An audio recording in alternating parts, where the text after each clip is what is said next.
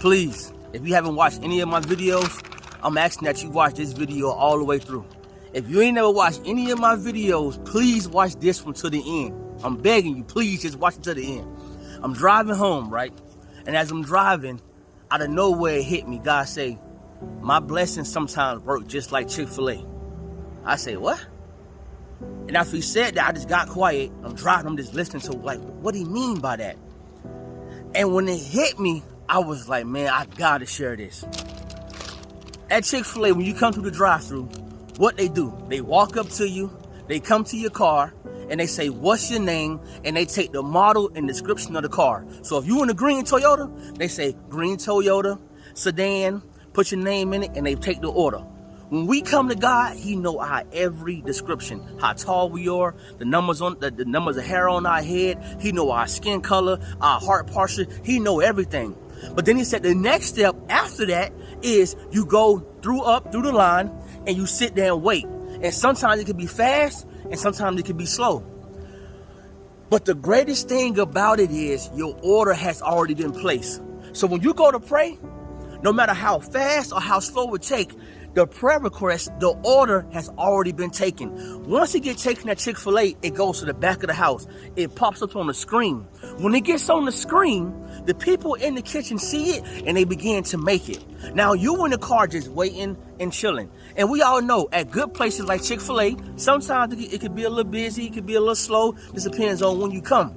But no matter how busy it get, no matter how long you are in line, you have to know that your order/prayer, your order/prayer is being taken. You can't see it. You don't see everybody in the kitchen making your order. The people up front calling the order out. It's getting bad.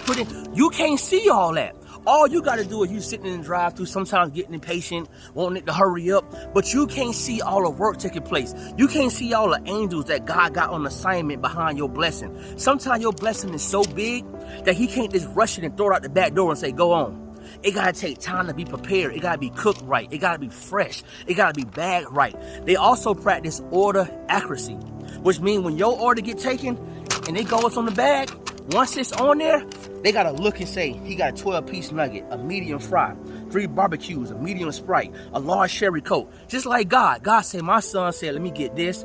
My daughter said, let me get that. You asked for this. He say, I have to be accurate in your blessing. Even though he's God and he can't mess up, it's a process to your blessing. He can't just rush it. But then when you get to the window,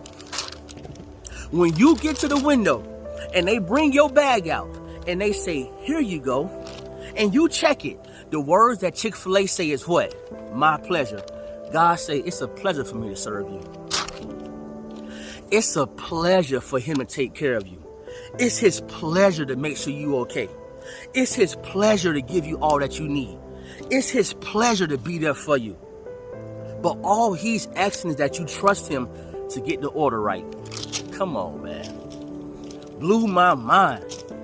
All he's asking is that you trust him to just get the order right.